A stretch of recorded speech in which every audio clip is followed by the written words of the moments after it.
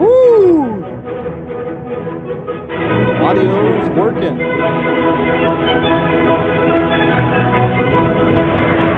Yes. How do you like that? Oh, that was perfect. No, like normally you say it's perfect when it's not, but like actually perfect? Well, it's always perfect. I mean, I told you it adds character. I mean, I sometimes see. it. So yeah, no, that was awesome. Good That was afternoon. Buenas noches, Ron. buenas noches. So you were stuck in the snow.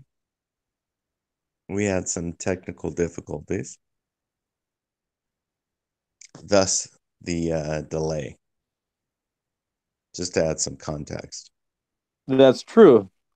And there it wasn't just me. If it was just me, I probably would have made it back maybe on time. But there were some other people, like the person whose car lost control coming down a hill and went into an embankment as I was putting my chains on. And then a couple other people who were having some trouble getting their chains on and then didn't have the right size chains and had to just slide their way down the hill. And we kind of helped them a little too. So there's a little bit of helping going on, a little bit of interestingness, but our children really enjoyed going up for a quick trip to the snow. No, that's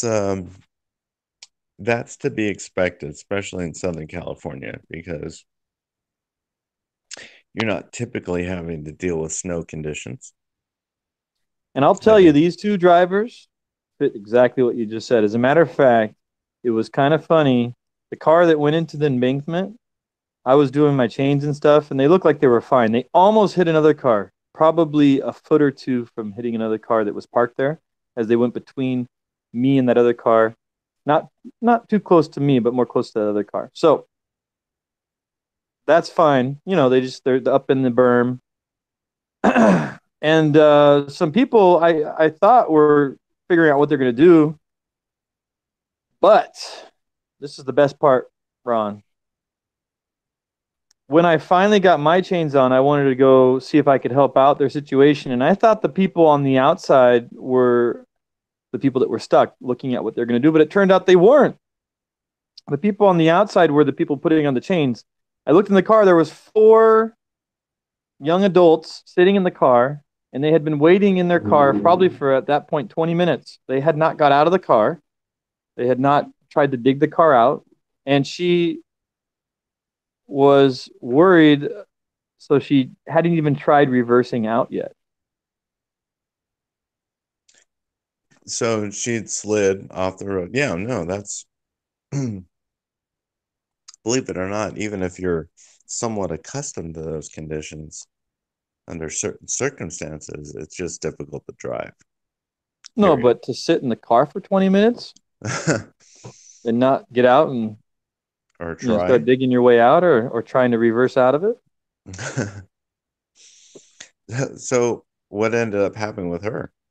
We helped dig them out enough, and then she just put it in reverse. Well, actually, she let somebody else get in the driver's seat after she was too nervous, and they just put it in reverse. And they had it's a Jeep, not a Jeep like the new Jeeps, the ones that are all fancy schmancy. So she just reversed it out and went down the hill. But it was just kind of funny, right? You talked about Californians and the snow to see someone do that and not begin the process of getting out and being terrified of even moving and then Yes. just being scared to drive their four-wheel drive snow. It had a snow button on the dash. I went inside to help them, and it had a snow button for driving in the snow.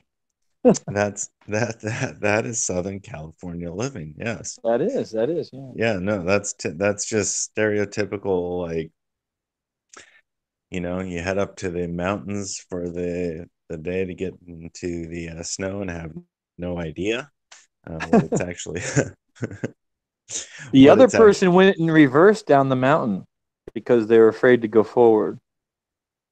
And I'm talking from the almost the top of Mount Baldy down that windy road backwards. Now that's scary.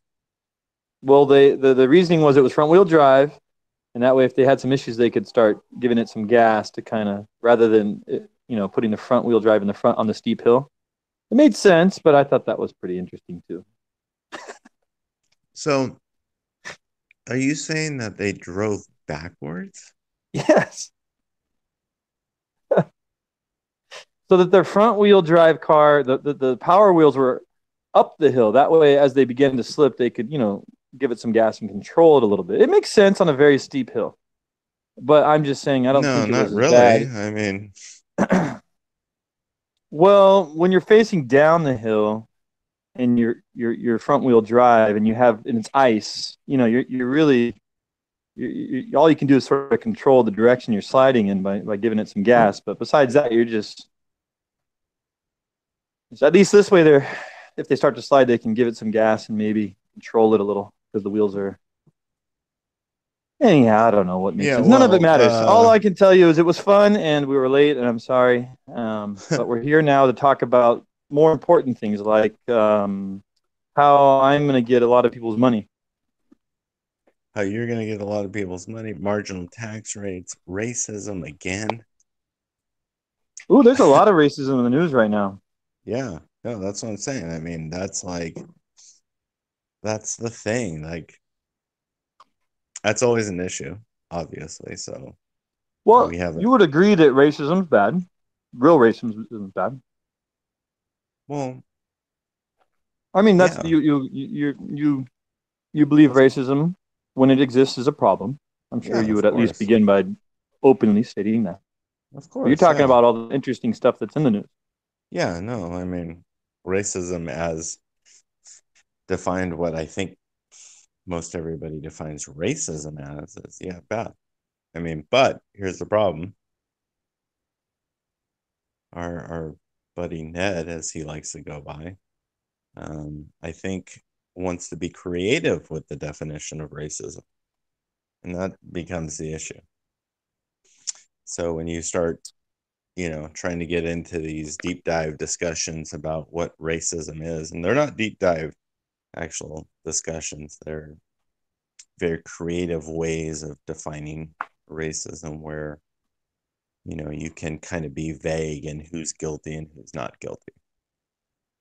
And there's also the So, extensions of the effects of things. And so you sent me a video of some commentators, maybe it was CNN, discussing whether or not people should play at the Super Bowl halftime show because of the NFL players who are not standing for the salute, even though they're playing the football, but they're not standing for the saluting of the flag. So, in unity with them, why would somebody play at the halftime show? And I'm thinking to myself, this is getting really interesting because it almost, from what I heard you saying, they called it like crossing the intellectual picket lines by participating with Super Bowl events. They called it the intellectual picket lines.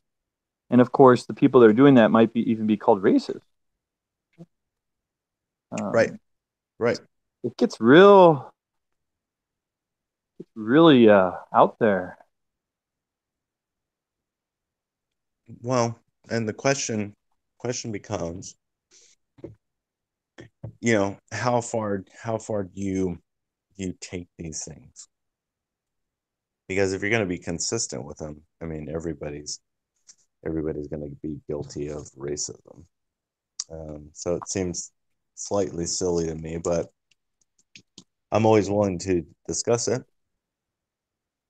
Yeah, and again, you would probably let me get a feel for you here. Ku Klux Klan, racist or not? Yeah, I mean, from what I've Racist, heard, yes. yeah, from what I've Yeah, heard, racist, yeah, but yeah, hold and on, a hold on, problem hold on, hold when they on. were doing their thing, lynching people, all that stuff. That when they had their big time popularity, they were a horrible, disgusting group, like a terrorist organization, killing people. You can say that's terrible too. I would guess, right? I would agree if that is the actual account You of can look into it, but let's just trust for the sake of conversation, so we can lay yes, the ground rules here. yes. Lynching people and what they are stereotypically known for. You're going to say that's not just racism; it's a problem. Huge problem, Gross. right? All huge Wouldn't you agree? problem. Yes, yes. That's. I just want to make sure we agree. There's some racism in this world. Racism's ugly. There's some really gross stuff out there. So, with that being said, Yeah, now I we're mean delving into that's awful. whether or not playing at the Super Bowl during the halftime show, playing a guitar on stage at the Super Bowl during the halftime show is crossing a picket line for the mistreatment of dark-skinned people by police. Now we're getting into some real abstract area, yeah? Oh, absolutely. I mean, think about it for a minute. So we get into this situation where if you're participating in this event, all of a sudden, you become a racist. Now, nobody, I don't think most people bought into that, but that was something that people were saying, right? I mean, you saw it. You sent me the link. And it's all an extension of the ideas, but basically that you're crossing an intellectual picket line by that's what the phrase was by Yeah. participating with Do these you do events while there are football players protesting it, and ultimately what they're protesting is racism when it comes down to it. well, And so you're crossing that racism picket line. hold on. I think that's where we need to pause and really look at, ask the questions. I mean, what were they protesting exactly? Or Didn't what it are change they? a little bit over time? Well, yeah, but what are they protesting overall? What's the kind of the main I think the main thing that they're protesting, at least how it started, is that, if I'm not mistaken, African Americans um, are treated differently when it comes to law enforcement.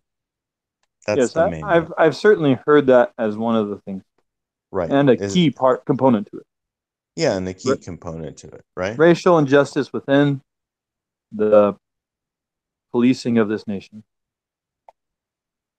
And that would, I mean, largely they're talking about local law enforcement. They're not talking about they're not talking about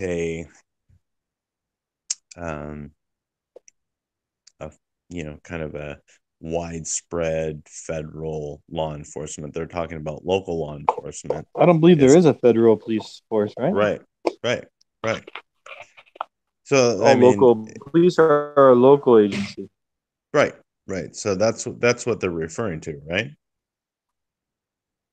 I believe so. Yeah, local police But they're and ultimately tendencies. ultimately they're saying there's this widespread problem throughout the Yeah. United States, right?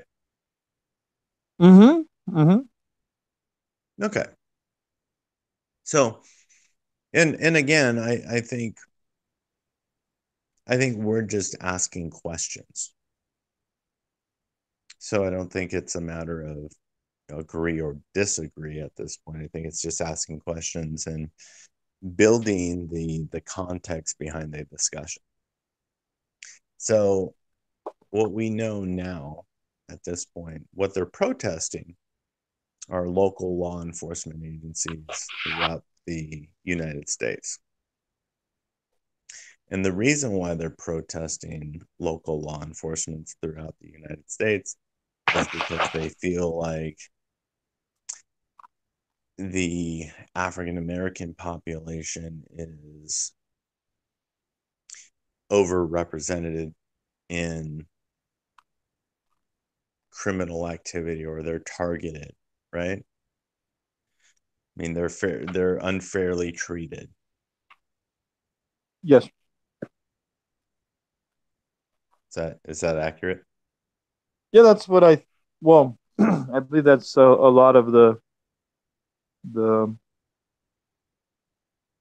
that's part of what they're talking about. Yeah. What else are they talking about? Um, I read a little while ago a few different things about this, but I'm such a bad person. It's slipped my mind at this point. Now, that's not because I don't care about issues. I just sometimes forget the details. But I would say the gist of it is captured by what you said from my loose memory. That they are protesting all those things in the treatment of people with dark skin. And of course, the laws as they are for whatever reason, disproportionately within the numbers appear to affect people with dark skin. Putting aside whatever the reason for that is, but that that's a problem.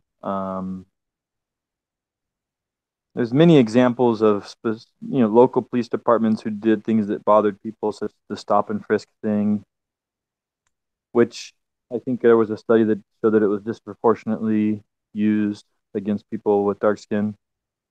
So there's all these little stories and from different locations throughout the United States in which there seems to be a tendency towards the mistreatment or prejudice towards people with dark skin.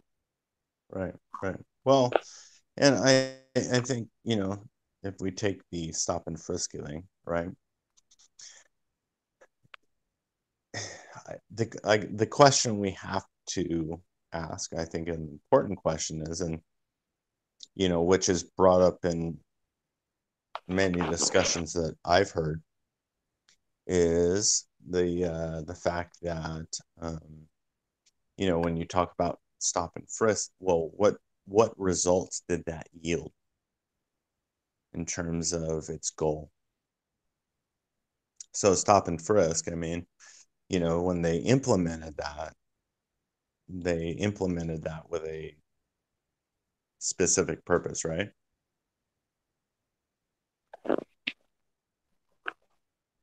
I I believe so. Well, what do you think it was? Well, the stop and frisk thing is where you just basically stop a random person and frisk them. That is, do a search Right, but I mean, the goal behind doing that though was what? to find people that are carrying something illegal, perhaps. Right. Or committing crimes, right? Or potential crimes. Mm-hmm.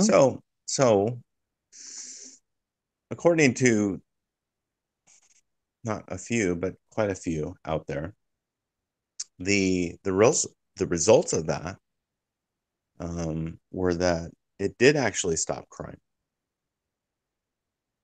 There were actually positive results behind um, that policy.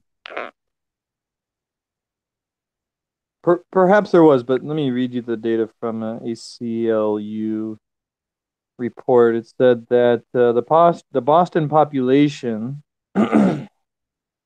based on a 2010 U.S. census, was 24.4% quote black end quote.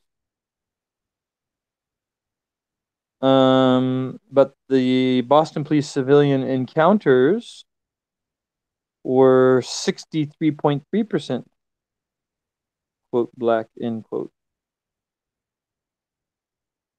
So whether or not it was effective or not, the point that's being made is that there is not quite 3 times as many per the population, and a little more than twice. So in between, 2 and 3 times the population of people are being frisked, which there you have it. You have a disproportionate number of people with dark skin All right. being frisked Well, during this, which is, I believe, is it supposed to be random? I think so. I think so. But let's talk about something that's pretty relevant. Let's talk about the latest blackface issue. Um, with the governor. Are you familiar with the story? I sent you a link. The governor who's in a yearbook picture. Yes. Yeah, that's another story that's big news right now. Right, right. So, I mean, Calling for that's his resignation because you have to admit, I mean, you followed it a little bit, right? He seemed to at first state he was sorry about what he did, and then now he's saying that it's not him in the picture. If I recall how the story's going. That was pretty weird right there. But there's a picture of somebody in a Ku Klux Klan outfit. Maybe that was a Freudian slip there. Ku Klux Klan outfit, I said. But a Ku Klux Klan outfit, and then you had the so-called blackface. Somebody painted next to them, and so completely inappropriate, right? Of course, I don't know about you because I know you have some stances on humor and things like this, so maybe I shouldn't have said that so quickly. But that's the story. There's a picture of him. Oh, I'm sorry. Allegedly, there's a picture of him and another person. One is Ku Klux Klan, the other one um, all right. painted black. So what? Yeah, like you said, um, it's not that I disagree with you. I'm just going to ask questions. I mean, I think there's fair questions to ask. It's not a matter of disagreeing with your assessment of that and whether it's inappropriate. It's a matter of just asking questions and saying, okay, well, people view it different ways, right? I mean, saying that it's inappropriate, there's a lot of people out there that are saying it's not that big of a deal, right? Would you Which agree? part of it? With the dressing up like that? Yeah.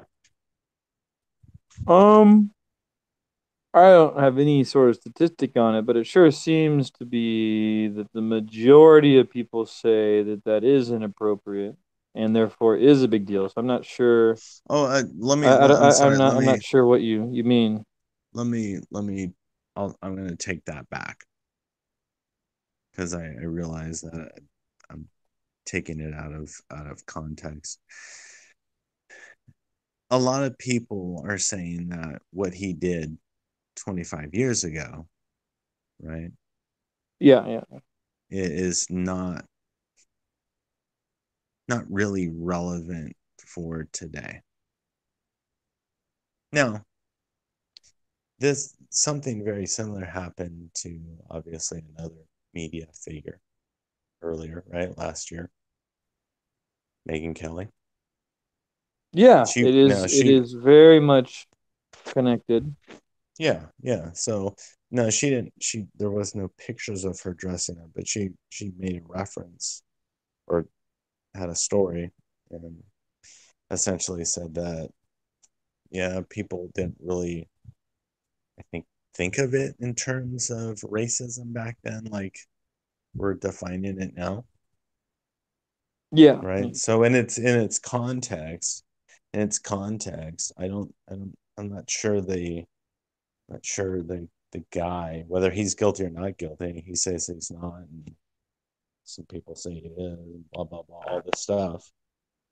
Um, whether he's guilty or not guilty, a lot of people would agree that the context of that and the setting and the time frame is pretty important.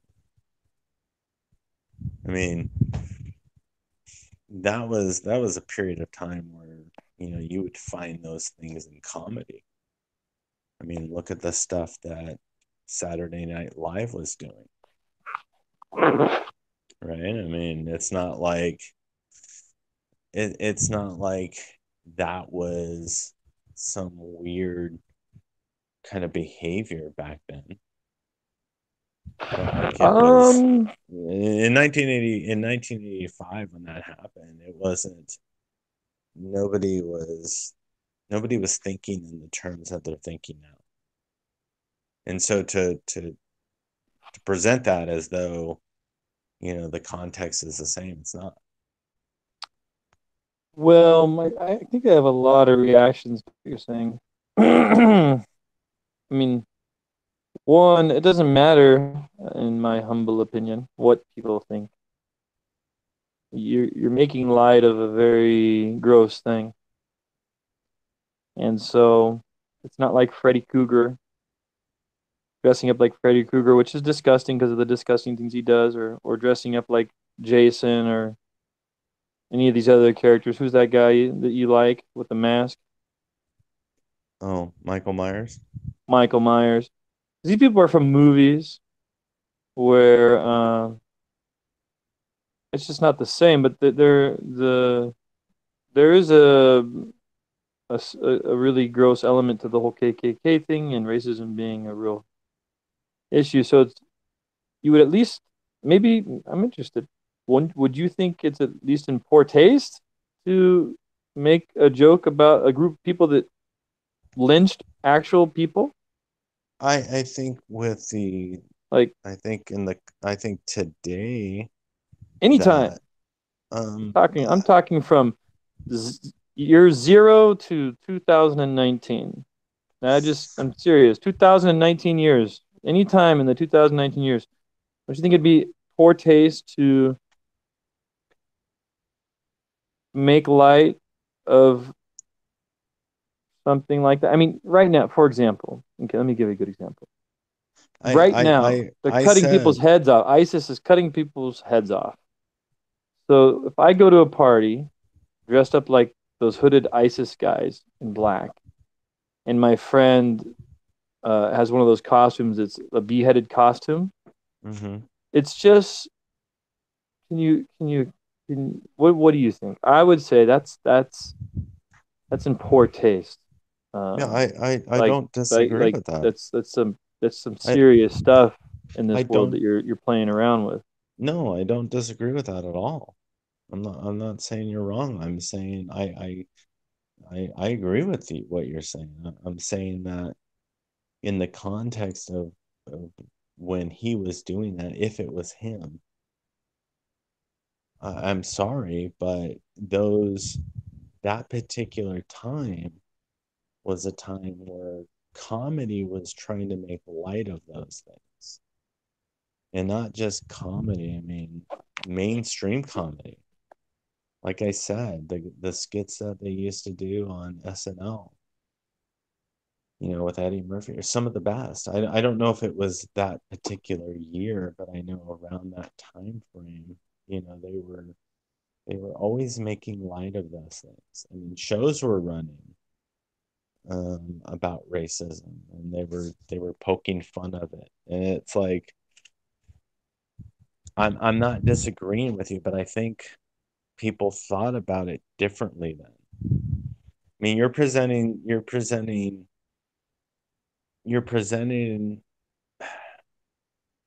the ISIS thing and I think it's a very fair question, but the context of what you're presenting or the context in which you're presenting that question is different.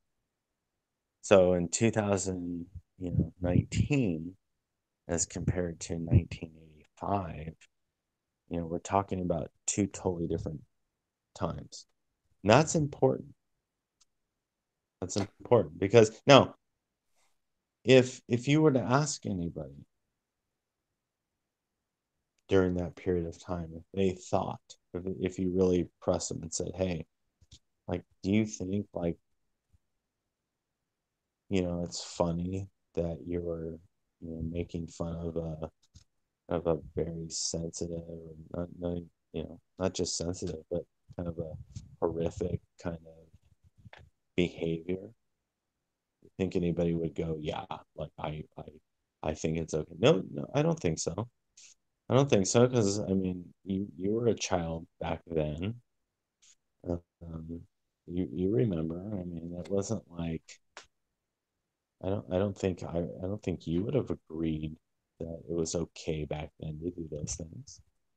But I think you do have to agree if you have any recollection of the past that people made fun of it. It was a kind of a comedy thing. That doesn't excuse anything, though. No, no, I'm not excusing anything. Hold on a second.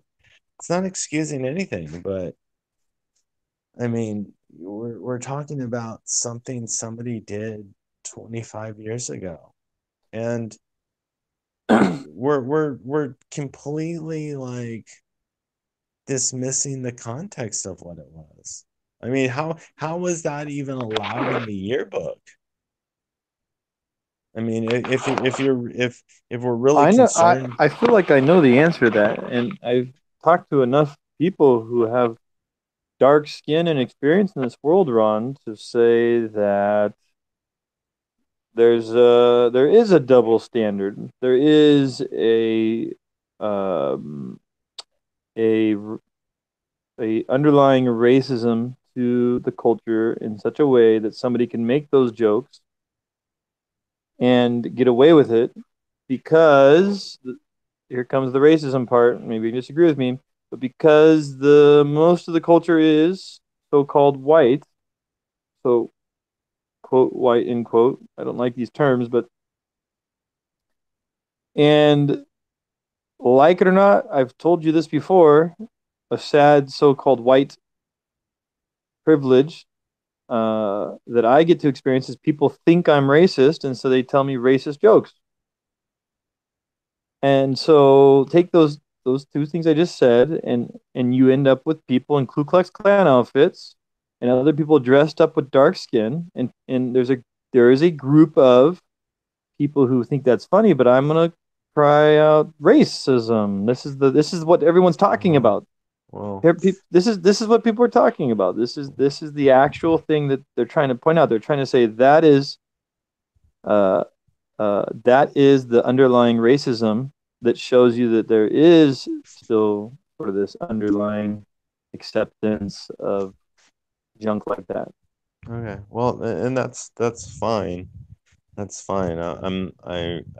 But again, I will point out that, you know, you're talking about, this exception that exists with white people where they're able to have, this these jokes against other races as though, the same thing doesn't exist for Caucasians and whites, or Jews, or, Well, you I'm an know, equal opportunity call it out as racism kind of guy.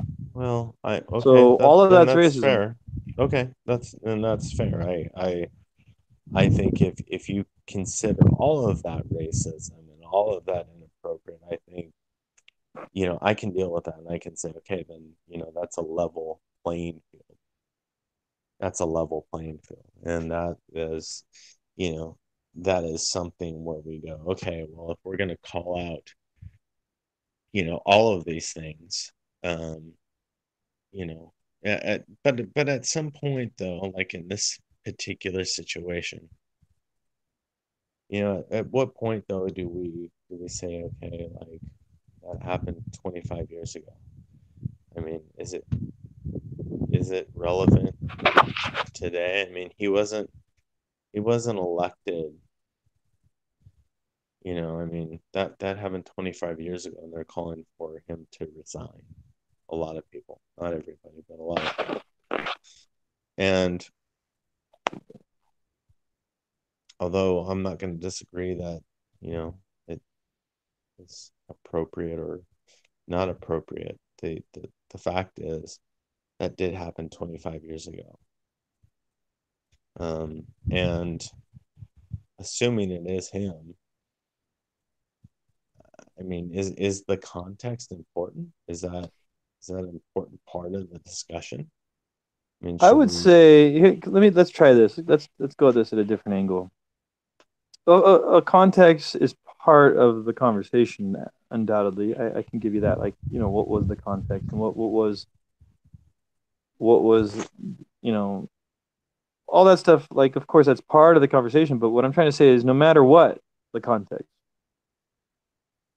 um, even though that's a detail that I don't think should be ignored, no matter what the context, um, you just step back and look at it from what do they say? 5,000, a thousand, what do you call it? I forget. You step back and look at it.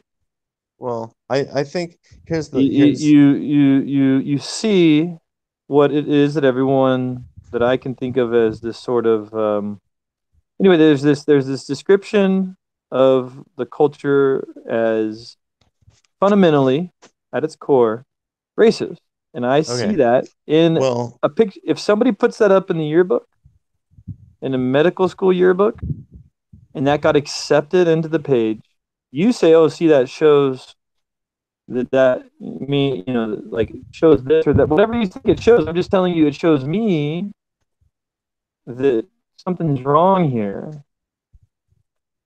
okay. And I don't think we've moved on from this gross thing. And I was, like I said, at least we could admit it's poor taste, I would hope, given that Well, people were being killed by these people. of course, Um, it is poor taste, so at least we can admit that. But then if you, like I said, step back and look at it, the whole picture, in the 1980s, or like I said, in the year zero, I'm serious when I say that, in the year zero, in the year 1000, in the year 2000, in the year 2019, and you think about what's being discussed here, that's not funny.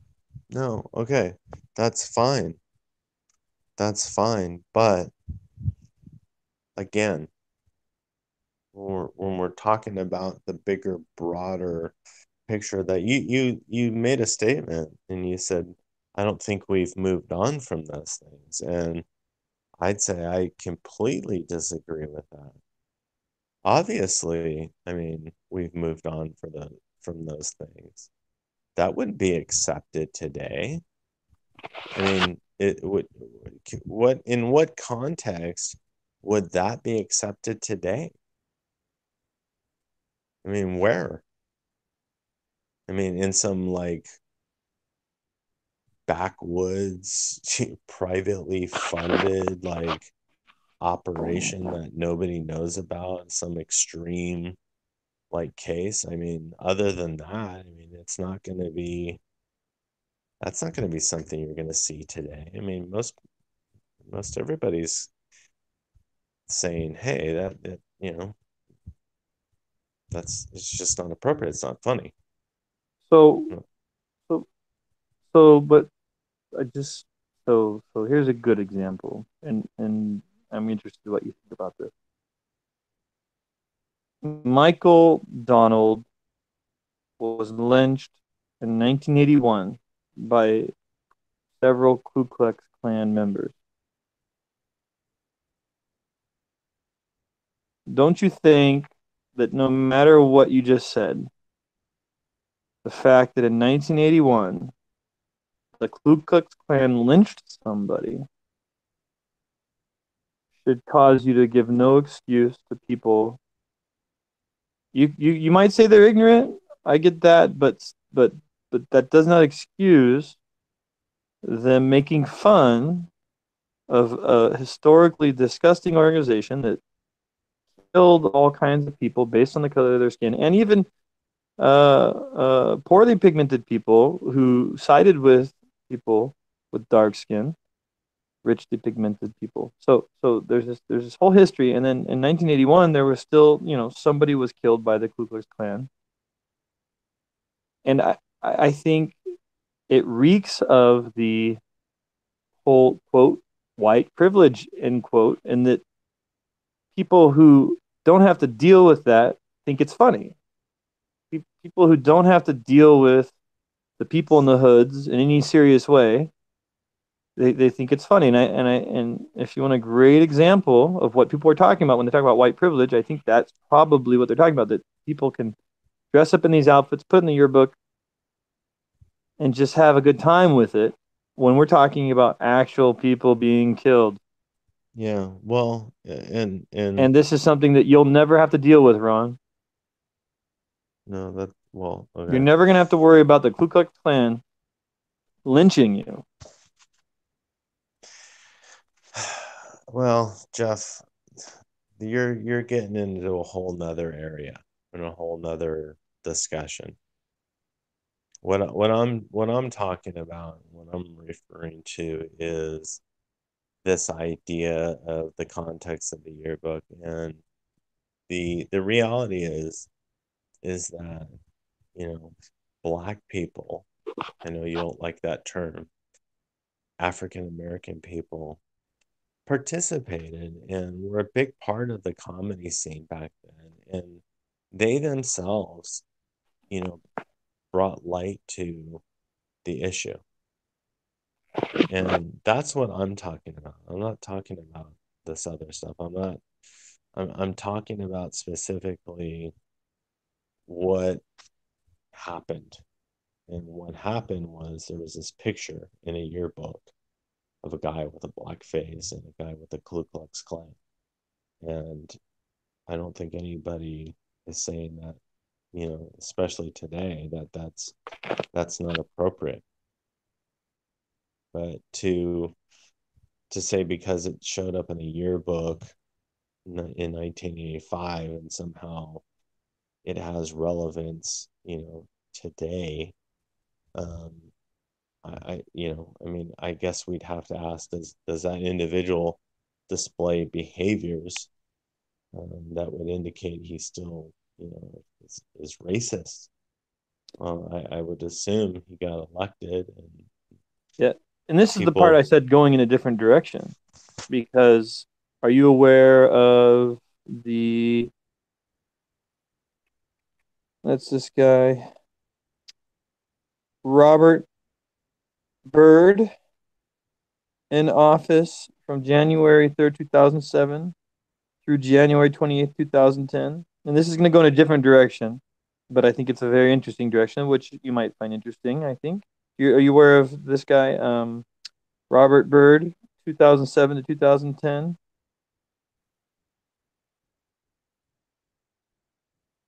Go American ahead. politician, former, so he's the United States Senator from West Virginia. He served as the United States Senator from West Virginia for over 51 years, from 1959 until his death in 2010. He was a former Ku Klux Klan officer. So he served as a senator for 51 years, and he's a former Ku Klux Klan guy. And what makes him interesting is, you know, it says, quote from him, by Byrd later called joining the KKK, quote, the greatest mistake I ever made, end quote. So, I mean, did he talk about what he did in the Ku Klux Klan? I mean, was he going around lynching people? What was going on? I don't know much more about it, but what I'm trying to point out is that this guy was able to say that was really a dumb thing that I did and Okay, moved well on from it. And so that's that's the thing that's interesting about this Virginia guy who's also from Virginia, right? Is he from Virginia? okay. Well, yeah, You have in the Senate a person who was actually part of the Ku Klux, no costumes here, part of the Ku Klux Klan up to 2010, who renounced it and said it was really, really bad that ridiculous, right? And somehow oh he yeah, was able to survive. right. Yet you have this Virginia guy who had a picture and he is being um, told to resign and all these other things, not able to survive. And so there is something interesting going on here. I think that his own words are more of a problem than the issue itself, to be honest, because he said, I'm sorry, I shouldn't have done that, basically. And then soon after, he said, that wasn't me. And so that's like to me, that's too much when it comes to character. Like, who is this guy? Like, you just wrecked everything. Like, I can't even, I have no idea even how to deal with that. But let's assume for a second, just for the sake of me and you conversation here and Yeah. asking questions, if he had stuck with his first thing and said, that was me, that was dumb, I greatly regret it, absolutely reprehensible. And at that time, I was in a certain mindset, like you're talking about, Ron. He said that kind of stuff. At that time, you know, but that was completely wrong. And I all I can say is I'm sorry, and I would never even think of that today. So in that regard, I'm gonna guess you'd say that's all right.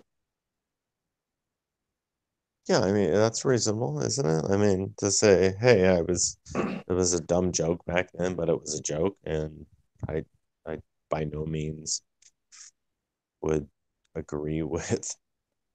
Yeah, I would say by the fruits you would know them, you'd have to then take his words and then you'd have to analyze what he's been doing for the last 30 years, right? Right. And if you take a look at his last 30 years and he's renouncing what he did, and for the last 30 years, he hasn't had a racist bone in his body, let's say. Let's just assume that for the sake of conversation between you and I. Well, that's where you get to a place where it's like this guy. He was actually part of the Ku Klux Klan, but he renounced it, and people change. People change their positions, and there's a place for that. I mean, people back when slaves were legal would own slaves and then release them once they became abolitionists. And so you would hope to look at them at the point afterwards when they released the slave, not before. I think it's Benjamin Franklin who had a couple slaves, went on a trip to Africa, from what I recall reading. And then when he saw little children being educated the same as uh, the children in the United States, it changed his perspective that these weren't what he had thought they were, but they were just like regular human beings like everyone else. And eventually he became part of the abolitionists. And so you would hope that you would not take his prior to his awakening, basically, and make that who he is, and rather look at his changed self. I do think there's a place for that. And but this guy's not doing that. No, no, but I think it is. I think it is fair to say, like, or at least ask the question, was it him? I mean, there's no clear evidence at this point that it was him. I don't know why he said at first that it was him. I mean, and I'm not saying that it's not. It very well could be. It's in Um, his yearbook on his personal page, yeah, no, no, no, no. I get and it. he said it was him. So I you get want it. when you say what evidence is there? No, I You know what's get what. crazy? It's almost worse if it's not him. Why would he put that on his little presentation page for himself in the Yeah, yearbook if it's no, not him? I get it, and Like, I would. And it's almost worse. would you be surprised at this point if he said it was him? Now, here's the thing. Here's the thing. The tragic part about it, I mean, if it is him, the tragic part about it is that it's such a controversy that, he has to even think about that. I mean, that it's even a question. It's like, okay, this is in your yearbook. Okay, well, I didn't get elected for those things. And this is who I I am again, I today. disagree with you, Ron. You No, have to do. If I had a picture of me in my yearbook in a Ku Klux Klan outfit, I would have to deal with that. well, There's a picture in the yearbook of me with a rainbow face. There's a okay. picture of me in a Barney outfit. Well, I mean, that's fine. I mean, but But the that's idea, even I had the sense and whatever. I mean, I don't even think I was thinking in those. I can't even remember having anything even close to that idea of dressing like a Ku Klux Klan person and a person like. Anyways, so so no, so I don't even recall getting close to that. yeah, And I don't either. this idea that if I had done that, that it would just be me being funny is maybe a completely ignorant thing that I would do, but to be so insensitive and to not to be so unaware of how the world, what's going on in the world, is a possibility for somebody. But if it would be brought up to me at this stage in my life, given what I know, I would hope that I would deal with it and say that was a unfortunate thing. I wish I never did. That's Yeah, not no, what that's not what I he's don't, doing.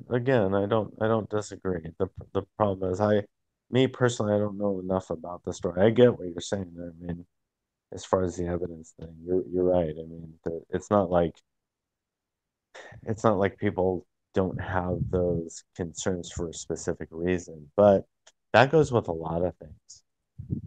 I mean, the people, there's this whole idea of the birthers, right? When it came to Obama's birth certificate. But it's not like people didn't present things that were interesting. It wasn't like people were completely shooting at the hip and going, "Well, he was born in Kenya. Well, how do you know? Well, we don't know. He just was." There was things that people had, right, that they put on the table and said, "Well, look, I mean, a book said this, and this said that," and people made these statements. And there's always those things. I mean, I get it, but I think at the end of the day, in this particular situation, we're talking about a picture in a yearbook 25 years ago, and insensitive or not, at the time, the context I think is very, very important. And I'm not disagreeing with how it's viewed today, but back then, from you put in its context, people sometimes did those things and they made fun of those things for whatever reason. They thought it was funny, but it wasn't unheard of for people to make fun of racism back then. That was a pretty common thing. It was a pretty common thing for black people to make jokes about white people and vice versa, or for Mexican people to make jokes about black people or white people, or Indians, Jews, I mean Chinese. That was Chinese drivers. That was a common joke. People joked around about stuff like that. I mean, you don't hear those things today, of course. I mean, I do hear things well, no, today. I do too, I do too, but not not in the big culture cultural context of what you're hearing. You might hear those things, on a one-on-one situation, but racist jokes when it comes to comedy and in the media and stuff like that, and on popular TV shows, it's not the same. People aren't joking around about stuff like that. People don't really find that stuff funny. People are pretty sensitive about it. There are a few, don't get me wrong, there are a few very popular people that have said, "I'm not buying into that," and pointing out certain things is just funny, and they're going to continue to do it. And I, it is funny sometimes. To say it's not, I mean, that's just silly. That's just, I mean, I know you don't think so, but I mean, if Hey, you when I know, watch a kid bully another kid, Ron, no, Jeff, I Jeff, can no, no, see how it's funny. Just because I see no, something's funny, no, no, no, I no, can no, see no, how it's funny. no. That's not. I don't see how. No, No, I that's mean the jokes, they make some good jokes sometimes, you know? They're funny. that. No, that's no, no, no, no. Bullying somebody and a comedy show are two totally different things. It's not the same thing. I mean, I'm just pointing out when that my bar SNL, is not funny. My bar is well, not I whether get that. I'm I not get. interested in whether something's funny or not. Okay, well, That's what I'm pointing out. okay, I'm well, let interested in me. the context. Okay, Funny well, or not, let me. what's the context? Yeah, well, let me say this. Let me say this. I think this is an interesting discussion. I do. I want to do some big content tonight. So I'm gonna Uh-oh. shift. I'm gonna shift gears. You're gonna shift gears. Before you do, One thing I'm amazed by Yeah. is that I can see Dana's here, but I'm having a hard time believing it. Dana, are you really here? Or what do you think? You think that's like a mannequin propped up in the Google Hangout? I mean, she's been here this whole time. I don't doubt that. I was waiting for her to come in at some point. Oh, okay. Well, That's anyhow, so you wanted to shift gears. yeah, I want to shift. I mean, We're gonna get out of the. We're gonna get out of first gear and hit it up well, I to think I drive, yeah. huh? I mean, we're We might be in with that. reverse at this point. No, with that. Yeah, exactly. With front wheel drive going backwards. That's awesome. Um, goodness. So I think with that discussion, we're going in a lot of different areas, and I think for it to be I think for it to be interesting, it is an interesting discussion. I don't, but I think that we're dealing with a lot of topics within that arena. I think we're addressing a lot of different things. So, with that said, I do like that discussion. I don't disagree with a lot of what you're saying. Obviously, we view things slightly different there, but I think for the most part, you and I would take the same kind of stand or approach on issues or specific situations. Um, because that's the thing. It's not just issues, but it's like addressing the specific situations, I think is important. But, and so with that said, though, I do want to, like I said, I want to do some big content tonight and cover Uh-oh. a couple different things. Next thing I wanted to talk about Uh-oh. the marginal tax rate Oh. issue. Oh my. Oh my. Oh Marginal my. tax rate issue. I think that's a pretty, again, big, broad um, discussion when you start it out.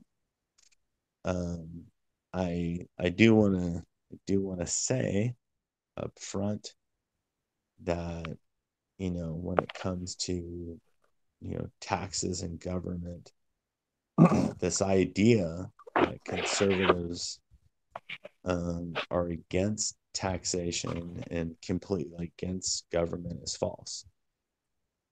That's just a false premise. So I think that's an important thing to acknowledge up front, because when we start talking about marginal tax rates and we start talking about taxation, period, it's important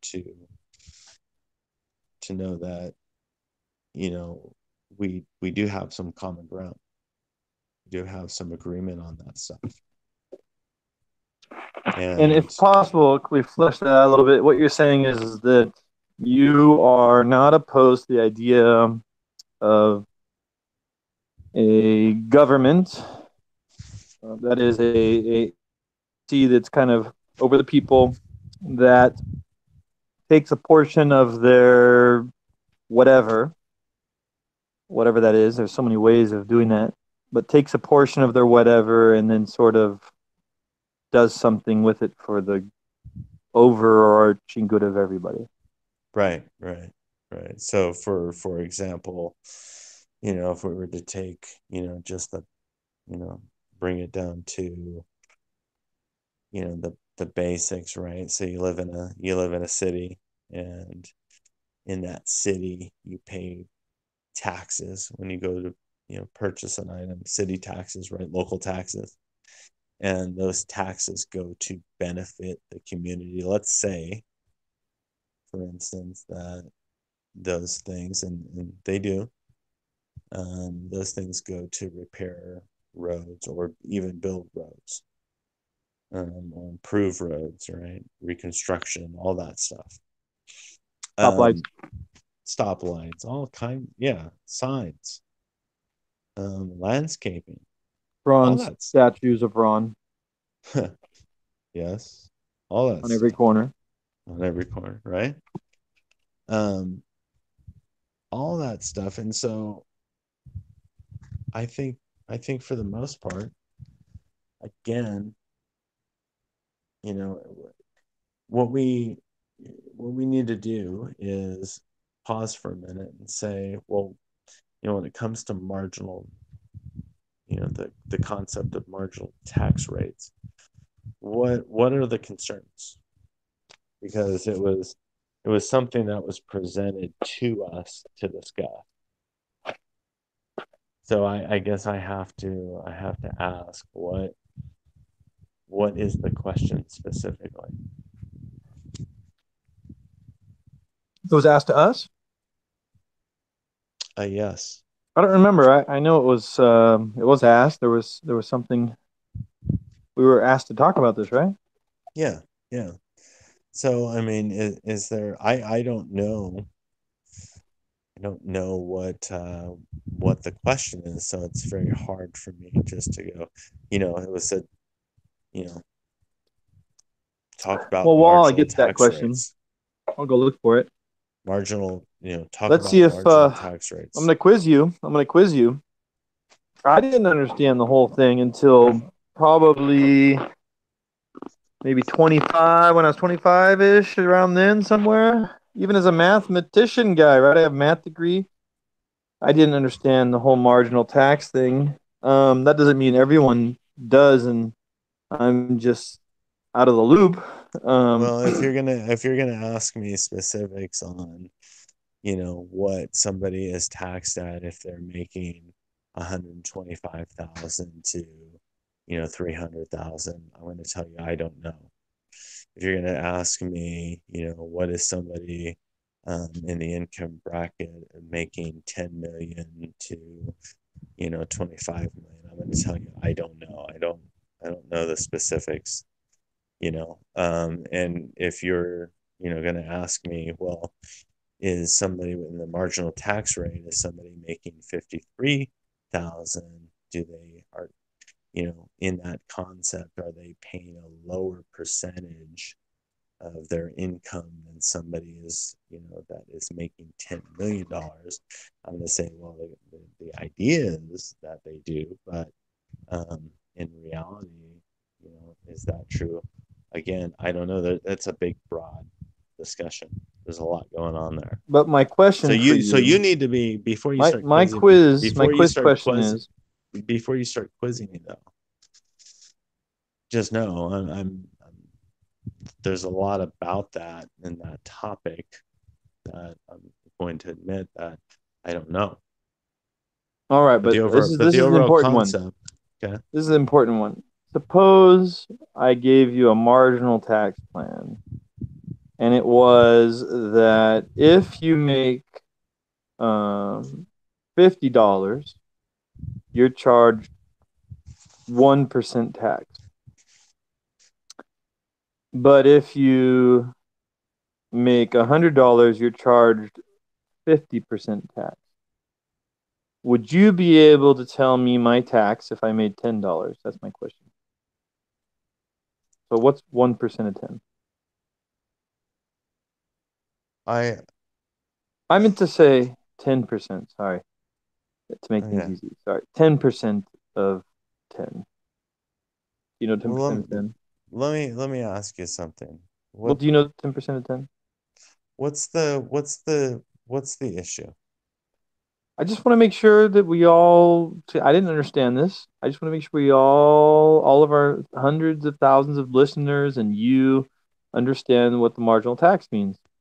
So Okay, so if I educate me. say it's 10%, it's 10% up to $50, and then it's 50% up to $100, and it's a marginal tax rate. So I'm asking you, do you know how much I would be charged in taxes if I made $10? So I'd be at the 10% tax rate. So what would I make? So explain it. Well, 10% of $10 is $1. So I would have a $1 tax. Mm-hmm. And Yeah. if I made $20, then I would pay $2 in taxes. And if I made $30, I'd make $3 in taxes. And $40, I'd pay $4 in taxes.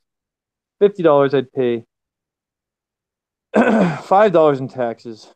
And then if I made $60, now I'm in the 50% bracket. Do you know how much I would pay in taxes?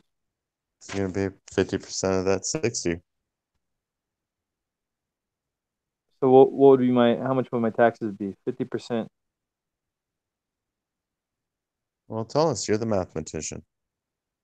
Well, I just want to. What's 50%? 60 Of 60? at a marginal tax rate. Go for it. Let's hear it. Let's hear it. It would be $5 Okay. plus what? Okay. $5 plus the original $5 for $10. So I would be charged $10 tax if I made $60. Whereas I used to think when I heard that you got charged 50% tax once you hit 60, I thought that meant you paid $30 because 30 is half of 60. But that's not how it works. It's $1 for every $10 up to 50, but then every dollar that's made after that is taxed at the new rate. So 50% of the $10 I made past 50 is $5 taxed. And so it means everyone gets taxed the same. That's the weird part. Every single person, Donald Trump gets the exact same tax that you get taxed uh, for that first amount of money, all the way up to however much money you're making. You're both taxed at the same rate. That's the weird part. It's the amount of money you make beyond certain points begins to get taxed differently. But at every bracket in the marginal tax system, you're actually taxed the same as every other American on the planet. So even Bill Gates is taxed the same as you, Ron, for the first. What do you make, like $500,000 a year? So for that first $500,000 that Bill Gates makes, you and Bill Gates get taxed the same. Yeah. So that's thank you, by the way, for explaining it. I think I think I could be mistaken, but I think most people, without articulating it in that way, right, and actually going through the math, most people, I think, understand that if somebody's making $23,000, right, or excuse me, $23 million, and they're talking about tax rates. I mean, they're not. I don't think they're envisioning. If you take Donald Trump, what he paid in taxes, right? All those billions of dollars that he has. They revealed his income. I mean, clearly he wasn't paying anywhere near, if you take 40%, whatever it is, whatever they stated it was at the time. It didn't actually equal 40% of what he was actually making. Well, So it never would though. no, but here what I'm saying is what I'm saying. I appreciate the explanation because I do think that's an important detail. Because you're right. I don't think a lot of people understand it that way. Yeah, so the question becomes, all things being equal, that means everyone's taxed the same at the same exact percentage rate for the same exact amount of money they make. Um, Once somebody makes, let's say, what is the Mrs. Ocasio Cortez? Is that her name? I don't want to say her name wrong. Yeah, Alexandra. What's she making, like 193,000 now or something? Ocasio Cortez is the one that people are talking about right now, who's talking about By the way, 70%, by the way, 70%. has a huge um social media following. Okay. So she She is talking about a 70% marginal tax rate. And so what that means is that once I make, I don't remember the number she said, something, let's say $2 million a year. So once I make $2 million, I now everything, every dollar I make after 2 million, 70% of it goes to the government and I only get to keep 30 cents. And so that's what everyone's talking about, right? So what do you think about that? um, I don't have an automatic not like it response. I think I can understand why somebody would say that makes sense. And the Yeah. basic logic would go like this, that once you make a certain amount of money, you don't need it anymore. And if you're not spending it on charity or doing something with it, which you could all write off if you did it that way, the government's going to take it and use it for governing. Mm. And so you're not you don't disagree with that. You're saying that that actually might be a good thing, right? Um, my knee-jerk reaction in 2019, as of February 5th, Mhm. is why not? If they're not using the money, because this means they're keeping the money, they're not giving it away. You can give your money away to charity and you won't be taxed like that. Every dollar you give to charity will you can deduct as long as it's a 501(c)(3) or whatever, right? So, Am I well, right? I'm not certain on that, so I'm not familiar with tax laws when it comes to. If I give it Uh, all to a charity, hmm well, when I give things to charity, you write it off. It deducts from your income.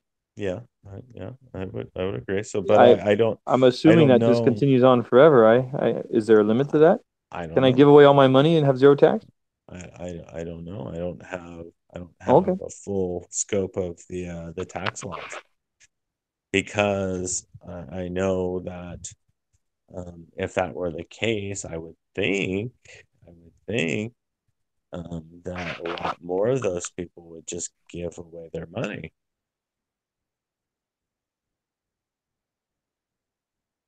right? I mean, there's a Oh, here it lot is right of here. there. I'm reading it online. It says IRS. Hold IRS. on. Oh, I was going to give you the answer. Yeah. Stop, stop. So there's a lot of people out there that advocate for that kind of plan. And what you're saying is that's already in place and that is a good thing. And she's out there talking about it. So I guess the question is all the people that support her, the very wealthy people that support her, why aren't they doing those things? Why aren't they just giving their money away? Because they'll pay lower taxes and it'll go towards good things.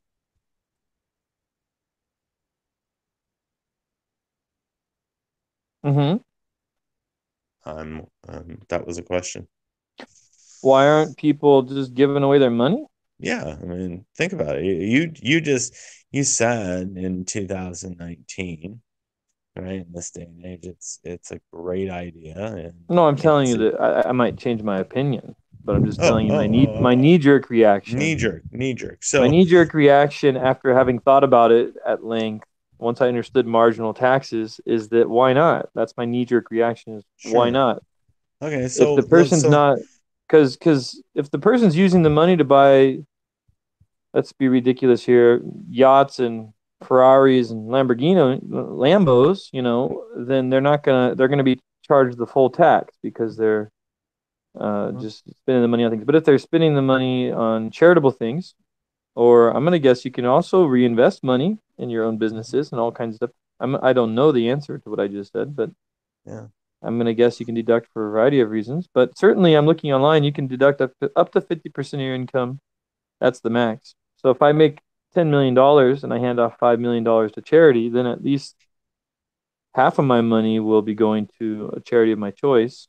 before the government gets their grubby hands on it. Yeah. So any particular reason why people just don't widely accept that and do that? Why people don't give their money away to charity? Yeah, That's I what you mean, asked me. there's yeah, Um, there's plenty of people out there, and by the way, hold on, there's plenty of people out there that publicly advocate, or excuse me, they're advocates for what you're saying and would agree with what you're saying. So I guess my question is, well, why aren't these people doing it? Giving away their money? Yeah, I mean, My if it best makes guess, I don't all know the any of the, I sense don't in know a single one of these persons. I only know maybe one person that might be somewhat so wealthy, and they are giving Alexander away their money. They're giving away a lot of Alexandria their money, but Alexander but but why are these people not just giving their money away to charity after they have a certain amount? I have no idea. Is my response. I don't know. yeah, yeah, Like I don't even want to guess. I was gonna guess, but I'm not gonna guess. I don't know what okay, they're doing. okay, well, that's fair. I mean, you I've don't have seen to, years but ago there. lifestyles of the rich and famous. It sure seems like the people I saw on that television show over 20 years ago were just those people were just enjoying spending their money on stuff that's interesting. So I mean, and when they did do that, did that benefit anybody? So Um, when the rich and famous were building these pools, did somebody have to build those pools, I do or think the that people? there is, if I understand what you're getting at, something to be said about the putting money back into the system in the following sense that every dollar spent is a dollar earned by somebody. So So what's the massive? Think about that. I mean, somebody buys a $10 million mansion, right? Let's just say, conservatively speaking, that an agent made 4% on that transaction. Is is is that a pretty handsome paycheck for somebody? well, it's more than that. You've got the construction of the building, you've got the person selling the land and the product, you've got so all those workers, you've got maintenance crews, you've got the real estate agents involved. So I happen to have somebody in my life who personally has made it clear to me this actual point that, like I said, money spent is money earned by somebody else. Every time you spend some money, somebody you're feeding a family. You know, you buy a Lamborghini, there's a whole bunch of people that are keeping their job in a factory somewhere. Right, right. And so if you're gonna say that a lot of money means lots of spending, means lots of jobs, I think there's some truth there that should be dealt with. It is a reality that that is true. If the people are spending the money, then people are being given that money for services. Right? I'm not sure. So would you be saying it's better just to let people have their money because they're going to spend it on things which is going to redistribute it around anyways?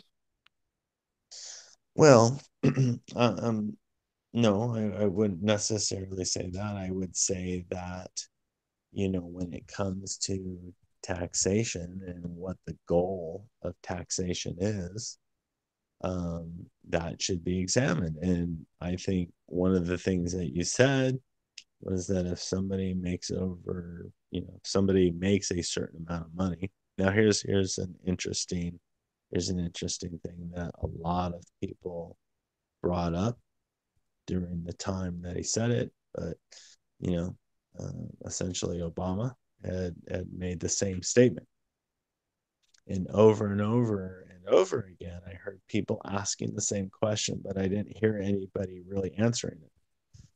Matter of fact, I don't think I heard anybody answering it. But he said, essentially, not and I don't know what his words were verbatim, but he said, basically what you're saying is, once you make a certain amount, I mean, what more do you need?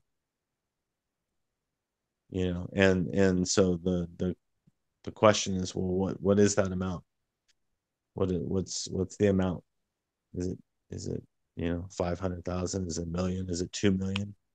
Is it 5 million? Once somebody makes, let's say, somebody's, Donald Trump, he's a billionaire. We'll use him as an example.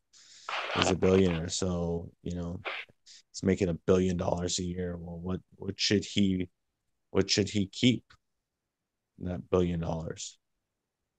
And so again, I mean, this becomes a very, very complex issue because you start getting into somebody's ability to make $1 billion, and then if you say, well, I think they can, out of that $1 billion, they can keep 100 million of it. I think that's fair. Well, all of a sudden you're affecting a lot of things there, and you're leaving a lot of questions just kind of unanswered.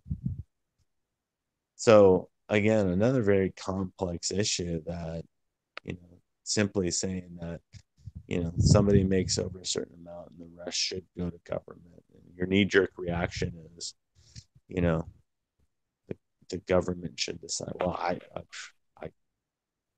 I don't know about that. Is it, is somebody buying a Lambo, as you said, at a couple $100,000, and the salesman making a pretty handsome commission, and the people that are working on it making a pretty decent commission, and the people that he takes it into, to get it serviced, and all the parts people and the dealership. I mean, does all that stuff count? And what's the government going to do with that? Would they make better decisions with that? Well, same So thing. When they spend money, I mean, you could say the same thing about the military that spent however many $1,000s on a toilet seat or something like that, some old sure, story.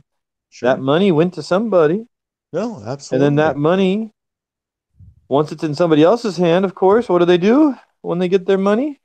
They either invest it or they spend it. Investing is just another way of recirculating wealth in a system, because Yeah. investing usually means putting it into stocks, which is, if I understand it correctly, funding companies' expenditures,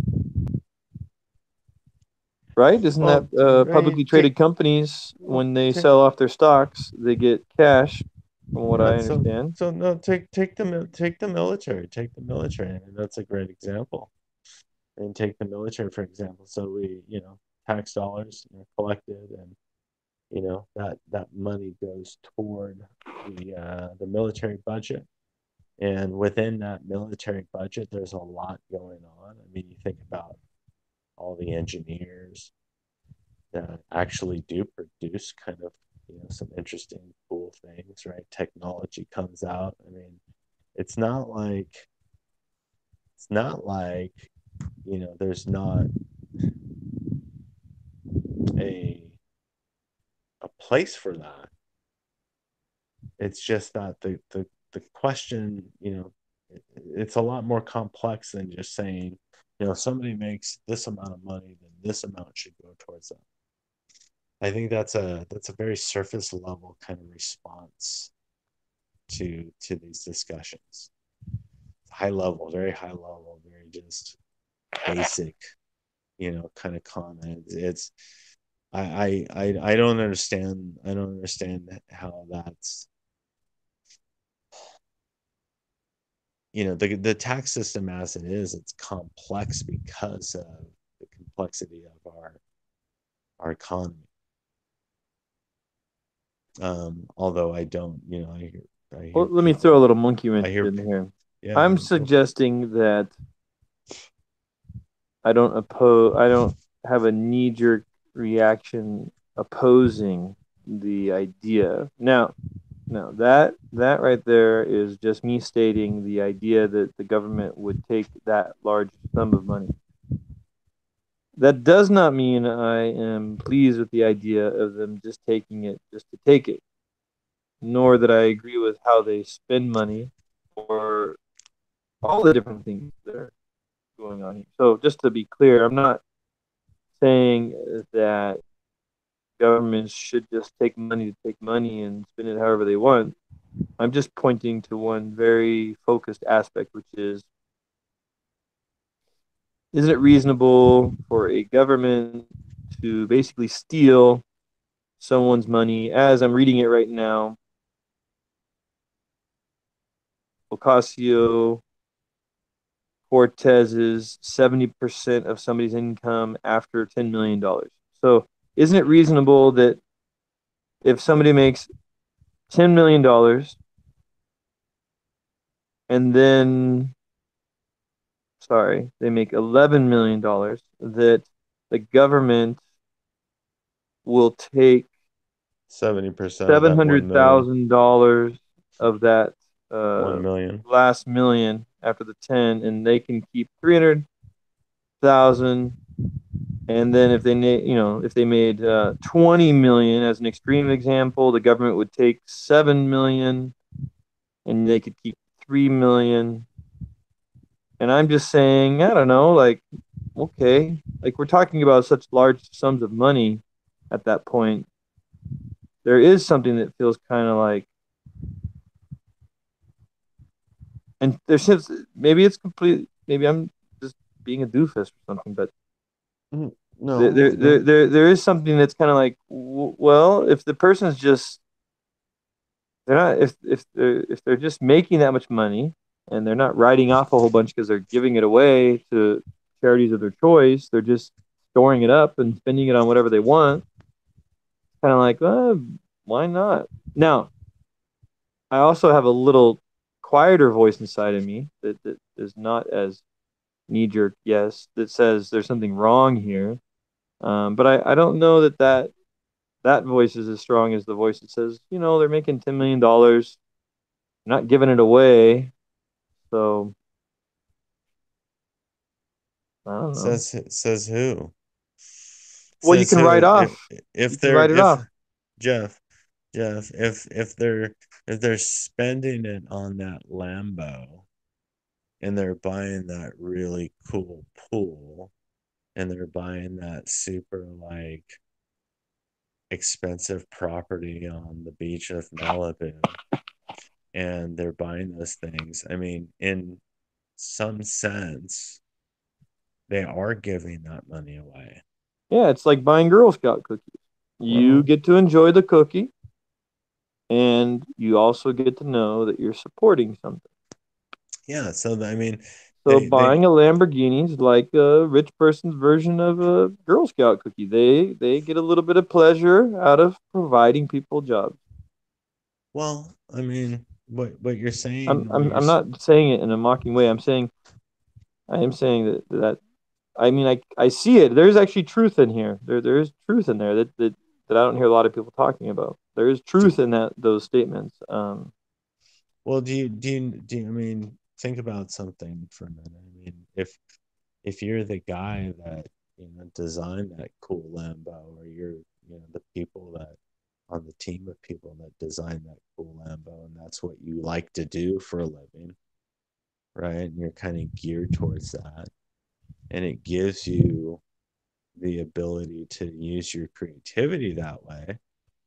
I mean, is that and it gives makes a creates a market for those things and creates a market for that kind of creativity. I mean, there's something to be said about that, and I understand that we can, but I think I think that the appropriate question is, every year they report that the government takes in record taxes.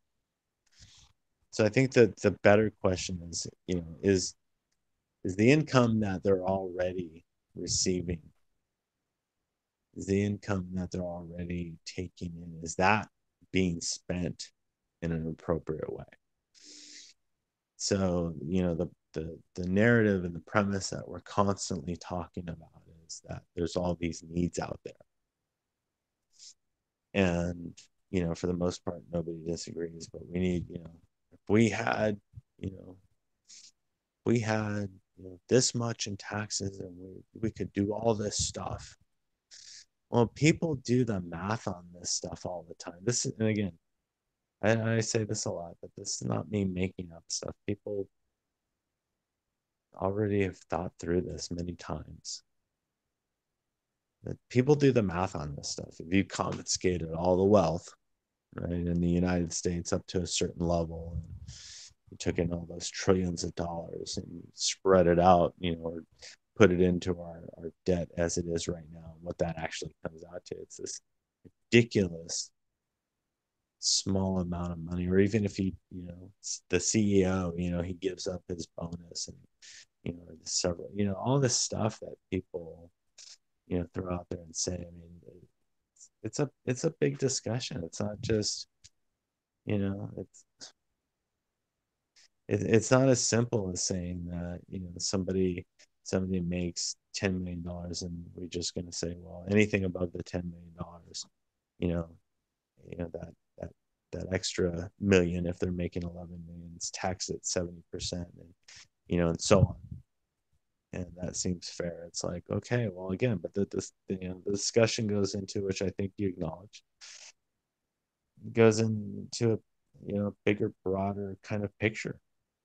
And, which would, when we drill down and say, okay, well, right now the government already takes in a certain amount of wealth. Right now, the government already gets a particular amount of revenue. And the question is that revenue being spent in an appropriate way? People constantly are talking about the budget. People have this huge problem with this $5 million going towards the border wall.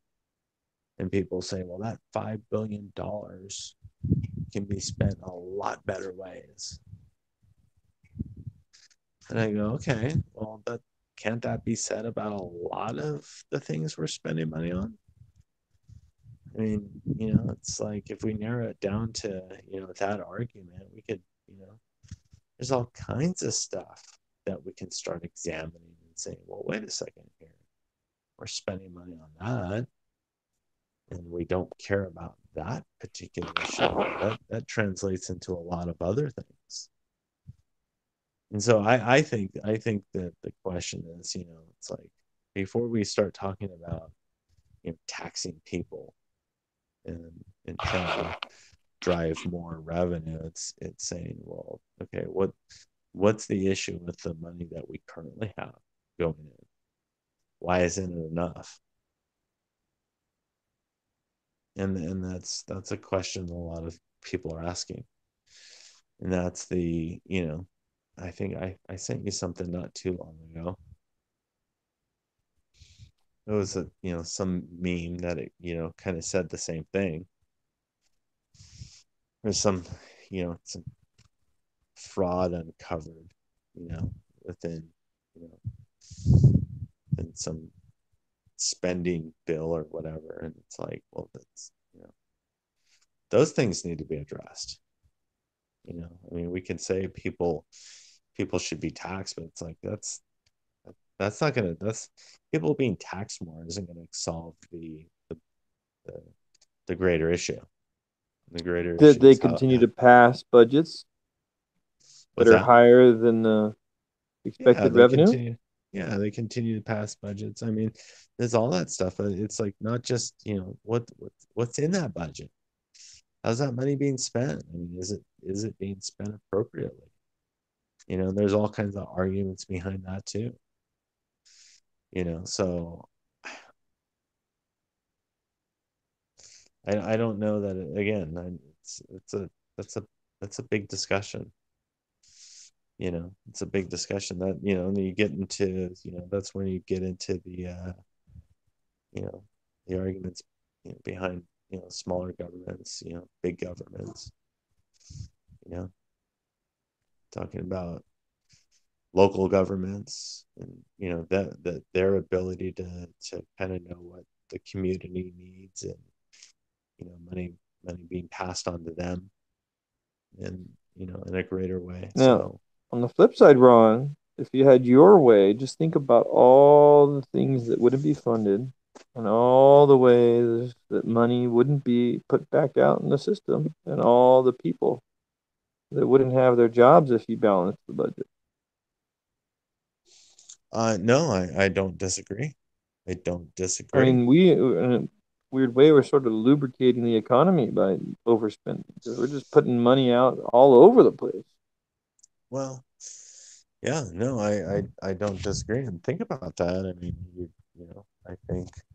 I think that's On why people get concerned about it, because they here, keep here's the flip wondering. side. Have you ever thought about what the world would look like if you were the only person? That is to say, that if all the people in the world were you.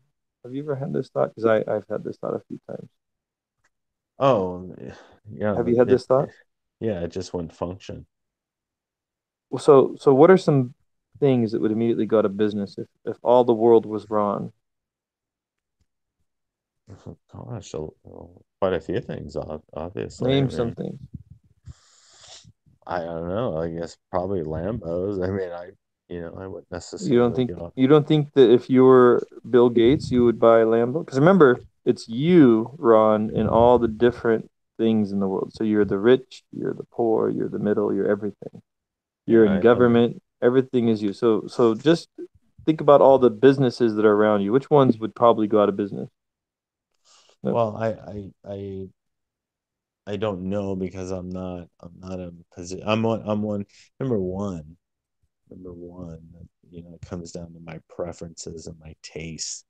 I know. You That's what know. I'm kind of enjoying the thought. What are Well, some things no matter how much money you had, you would probably never patronize? I don't know. There's quite a few things, and there's a number of different reasons why. I mean, I could say, I again, the Lamborghini. I don't know that if I Lamborghini, maybe I'd buy The Porsche. Lamborghinis would go out of business. Yeah, maybe How I'd buy about Wiener Porsche though. Schnitzels? Maybe. I don't You ever know. shop at Wiener Schnitzel? I have, yeah. Oh, okay, okay. So they might stay in business. Yeah, Donut so they shops? might. What's that? Donut shops? Yeah, it's been a while, but yeah, I mean, Those might donut stay in shop. business. Yeah, All right. Restaurants? yeah, restaurants. Yeah, Oh, okay. All right. I'm just curious what would close down. yeah. Because I I know mean, for me, I can't, I don't go to restaurants. So the restaurants would all go to business. well, so I think if you take kind of the idea of saying, hey, if somebody makes $10 million, they can keep a certain amount of that, but anything past that $10 million, we're going to tax it at 70%, just straight across the board. Well, I got news for you. You're right. A lot of restaurants would go out of business. I A don't think a lot, lot of restaurants would go to a bad lot of business a lot, because the a 10 lot of million restaurants. plusers aren't getting another additional Yeah, yeah, because seven. yes, You realize they're because already getting a 40. What's their current rate right now? Is it Jeff, 35? Drop down Jeff, to 35? Jeff, you gotta understand something. You gotta understand something about people that people have $10 million. Let's say, and again, hold on a second. Are we saying $10 million per year in income? Yes, that's Right. correct. $10 Okay. million per year in So they're income. they're netting they're netting $10 million per year, right? Yeah. Well, Okay. So more than that. yeah, more, but no, no. After the 10 million, they get charged at 70%. Yeah, after 10 million, but they're netting. I mean, taking in. Let's not talking about gross. Talking about netting $10 million in their account. Yep, that's their Okay. a So million think of dollars a month. yeah, so think about something for a moment. I mean, that is not a pretend scenario. That's a real scenario for some people.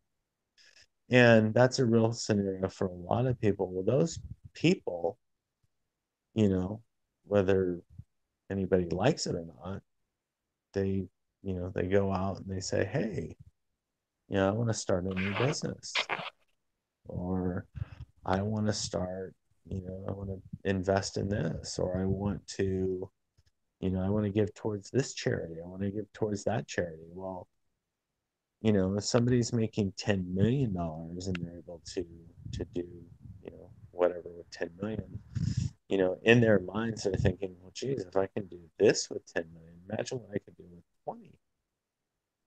If I was netting $20 million a year. Imagine what I could do with that. They're not thinking, well, I've got my $10 million, so I'm good. I don't need any more than this. Because with that $10 million, you're not necessarily going to qualify for that mansion in Malibu. If you're netting $10 million a year, chances are that Malibu mansion is going to be off limits for you. And so, unless prices, right, and everything else kind of came into alignment with all of that, none of those things are going to be available. And you can see that. You can see that. I mean, it's not like there aren't socialist economies out there that you can look at and say, hey, how does the wealthy spend their money in this particular country? I mean, do they have like, mansions on the sea, and are they driving around Lambos in the city? Are they, it's, I mean, you can see that kind of stuff. And you can see how, taxation and, money being, you know, delegated in certain ways, how that affects the economy and how that affects different economies. So it's not like you don't have those examples, because you do. There's plenty of them. There's plenty of examples to look at and say, well, there are places where people pay some pretty high taxes and more socialist kind of like more socialist structure of government. And you can say that clearly, some of the stuff that we're talking about doesn't exist, at least not in a very wide scale kind of opportunities. I mean, certainly you're going to have, some wealthy people in Venezuela, right? I mean, you're going to, but the kind of the middle class, the wealthy, that's a very different picture in Venezuela than it is in the United States. Would you agree? You mean having wealth there? Yeah, yeah. Think about it. I mean, having wealth there, if you can make wealth there, right? If you can be wealthy in Venezuela, I mean, your ability to spend your money there and the opportunities that you have there are different. That's why Yeah. people come here. That's why people desire to come here. That's why people leave many times. And that's the other thing I wanted to talk to you about. I mean, we're getting this idea of taxation and quickly, because I do want to wrap it up here in a few. But you know, when you talk about the wealthy being able to spend their money and where they're going to invest it, one of the articles I sent you was the taxes in New York, right? And did you read that at all? Yeah, I did. I cannot remember if I finished. I might have finished it. But it was about how, what was it that the people Did they leave? Yeah, yeah. Some well, that was one of the things. That was one of the They things believe that that a lot were. of these people that are making a certain amount of money because they couldn't deduct a certain amount based on some rule or something that they actually just left. Yeah, yeah. So think about that. Think about that for a minute. So you have, and one of the things that one of the problems that they're facing right now is renewing the budget because of the shortfall that they have, the 2.8 billion or whatever it came out to in their budget that they no longer have, and that's largely because people have changed their residence. They've moved out of the state of New York, and so they no longer reside there for the very reason of higher taxes. So where does that burden fall? Where does that at 2.8 billion, where does that end up coming from? That's a very common thing. It's a very common dilemma that state governments run into, local governments run into. Because if somebody's able to start a business in a particular city, right, and they grow that business, and I've seen it happen from employers that I've worked with, very large institutions that have say multiple locations, or build different locations because that where their corporate office is, where their home office is, it's very expensive to do business there. And so they say, well, geez, do we continue to do business here with the amount of taxes that we need to pay, or do we decide that we're going to set up shop somewhere else, or we're going to start moving some of our operations and some of our teams to other locations where we can pay people less money. For example, this happens in San Francisco, New York, places, LA. Companies will set up shop, and they're pretty well established companies. They're making a lot of money. They're bringing in a lot of revenue. They're well funded, well established companies, got a lot of capital. But they've decided, geez, with what we're paying our staff, which is a major and our largest expense, our employees, if we could take, let's say, 1,000 of these people, and we could relocate this position to another state where we don't have to pay people as much because cost of living is lower, guess what they do? Happens over and over again. And then is every single day. You watch financial stuff. You don't even have to watch financial stuff. You just have to be paying attention to the news, and you find out people move their operations and they move their companies to places where they can do business for um, uh, at a discounted rate. And that's the bottom line, because it makes more sense, right? I mean, think about it. Go back to the $10 million thing. You've decided, geez, I've got $10 million, and with this $10 million, I can do this. But then you're thinking, well, geez, I mean, yeah, I can do this with 10 million, but what if I can make 20 million? Think, think about being a business owner, and you're a business owner, and now your revenue is $20 million, and you're thinking, well, gosh, we can set up our operations in another city, and we can do a lot. We can bring in a lot more money. We can have a lot more capital to invest in our company, to invest in our product, to invest in our innovation. We can pay engineers, some of the top engineers, rather than them being in this location. What if we could get some smart people in a different location? And we could get, instead of hiring two, we can hire 10.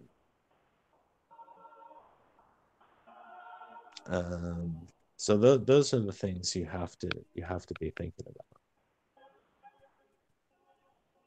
Are you saying that if you just leave things alone, that money is going to be used in ways that's going to directly affect people, period? What I'm saying is that no, I'm not saying just leave things alone. What I'm saying is that an Well, no, I'm not appropriate. saying, let me be clear. I'm saying if they were left alone, that money would. I'm not talking about. I'm not saying what we should do. I'm specifically saying what you're saying is that when the money is left in the pockets of the people, they do end up using that money, and therefore spent money is earned money for somebody else. So Well, so it so is. it's not like it's just rich people, period, end of story. It's a little bit Well, more than that. yeah. These people have money, and generally that money ends up being spent. And when it's spent, that's money in somebody's pocket. And then if it's invested, that's also money that's lubricating the economy because investments, by their nature, are funding accounts for people to uh, do business. Also, that's what Yeah. you getting an interest rate with the stock market is. The stock market is just a bunch of industry um, funding each other for different things, right? And having growth. Am I missing something here? No, no. I mean, that's the basic premise. I mean, that's it, it's a big, broad discussion, and as a lot of people point out, again, the mixture between like having social programs and and having a capitalist kind of system, there seems to be a lot of these places that people tout, European countries, there's a mixture in their economy. There's socialism, happening in some respect, but there's also an aspect where people are allowed to, gain wealth. They're allowed to invest that wealth, and they're allowed to keep, some of that money and do things because, when they do, they spend their money. That's the argument. I mean, that's the argument people are making over and over again is that, you wealthy people spend that money. The whole idea of trickle down um, is just that. I mean, somebody has money, they're going to go out and buy that Lambo. They're going to go out and build the pool, and whether everybody likes it or not, that does create jobs. Um, It does create jobs. It Now, conversely, if the government takes that money away and funds a program, they're also spending that money, granted on different things. yeah, But yeah. I but mean, what's the difference there? Why not just let the government lubricate the economy? Why does this person who's gonna lubricate it better? The well, person spending their own money on Lamborghinis and well, fancy I think, mansions, no, or because those two things I just mentioned are going to give people money. People are well, going to get money, I think or the government funding who knows what. yeah, I think the concern that people have and people bring up, and I think it's an appropriate concern, is, when you talk about, instead of the wealthy being able to spend money how they want to spend, you, funnel that money into the government. And so you concentrate the wealth into the hands of a few rather than, the population where people are able to do the things that they want. And that's true. I mean, when you take wealth from the wealthy and you decide that you're going to, allow the government to, you know, do what they want with it, you're concentrating wealth. And so that's why people make that argument because you do essentially give that money into the hands of a few in relative terms to make decisions. about money that they never uh, Money that earned they never, themselves. that They money don't. that They they don't. They don't have a good connection with. I'll tell you. I told you. well, Did I tell you about the time I was on a school site council and we were yearly deciding how to spend 500 to $800,000 and how crazy of an experience that was? Did I tell you about that? yeah, you briefly did tell me about that. Yeah, It's the you craziest did. thing. I had more control. I'm sorry, I had more, yeah, more control over more money than I've ever had in my life. And I spent probably less time thoughtfully considering how to spend that money than I do for my own few dollars that I have in my own house account. Yeah, So yeah. that when the things come around to spend 100,000 here or 40,000 there, basically they give you information on what it is you're voting for, and then everyone either votes yay or nay. The majority votes yay, the money is spent, and then there's just thing after thing. By the end of the year, you might make votes on 30 different things, budgets including specific items, and pretty soon you just spent $500,000, and it really was a learning experience because Well, people are handed these budgets from the money that they take from society, and then yeah. you have panels that decide how it's being spent, which is basically all that the Senate and the Well, Congress take, are, yeah. and they're just truly sitting there thinking about it, maybe for a moment, maybe for an hour, maybe for days. I don't know. It depends on the person and depends on the bill. But eventually they just say yes or no. Now that money is now funding all kinds of stuff. Crazy. Yeah, well, take the education system for a With moment. no with no Yeah, consequence. Can I just throw that in real quick? With no yeah, consequence to me. that's right. That's right. There's no Well, consequence to me. think about Like I'm telling you, one of the weird things about it was I could say yes and it would be a horrible decision, and in the end, it was just wasted money. yeah. No Well, consequence to me. think about this. Think about this. I mean, your experience in school as a child probably is not a lot different than the experience of students today. I mean, in relative terms, yeah, there's some differences in material, but for the most part, the experience is the same. Other than, I remember in school, schools providing materials. Like you go to school, your teacher would give you a pencil, and your teacher would give you a paper. Your teacher would have Kleenex for you, because those things were provided from the school. Now, although if you take revenue that's coming into schools largely, right, that revenue is more, and bigger budgets than they did, and yet students are being asked to bring in those things. Those things are no longer, in many areas, provided by the school system. Bus systems are not available for a lot of school systems because they can't afford them. And, pencils and, paper and notebooks and things like that are largely provided. They're privately funded now, meaning, families have to go out and buy those things. They give you a list. I'm sure it's no different in your school system, right? I mean, in your area, they give you a list of materials that you're going to need for the year. Well, that stuff used to be provided to you. That stuff We used to be, generally don't, just saying, but yeah. Well, but a lot of people do. And in my kids and throughout the years that they've been in school, I've had to do that. And so I'm well familiar with that. But I remember being a kid and not having to do that. we And ask the we ask and the but provide.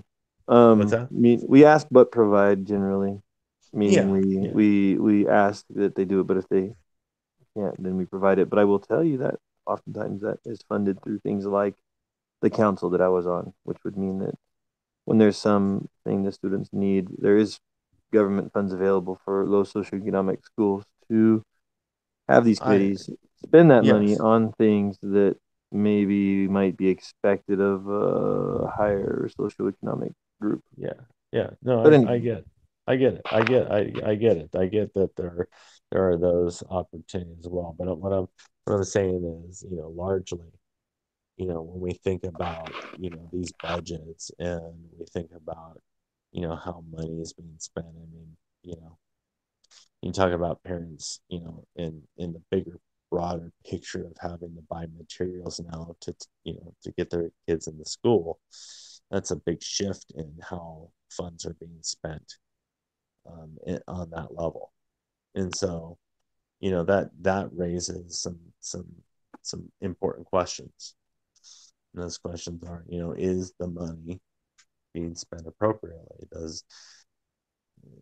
Are these budgets justified? And again, your example, like we talked about in the context of this discussion, funneling money into the hands of just, a few people to decide, how it's going to be spent. You potentially run into these kind of issues.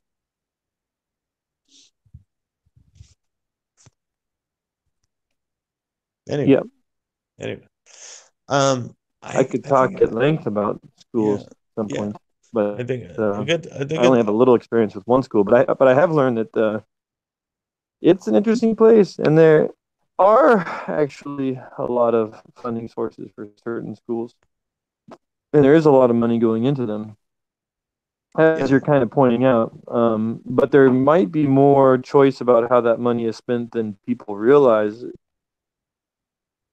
But anyway, that's a whole nother discussion. It has to do with how much do the parents, the teachers, and the community understand how the funding system works such that they can actually use the voice that's afforded to them by the government within the current system as is. Anyways, I don't know what I'm talking about. Well, Um, that's anyway, um, all right. So a good discussion. back to something though, something that I want to talk about. Oh, okay. Um, you know how I said what would go out of business, and I said restaurants. Yeah. What would a Jeff world look like? And um, something that would there'd be a lack of might be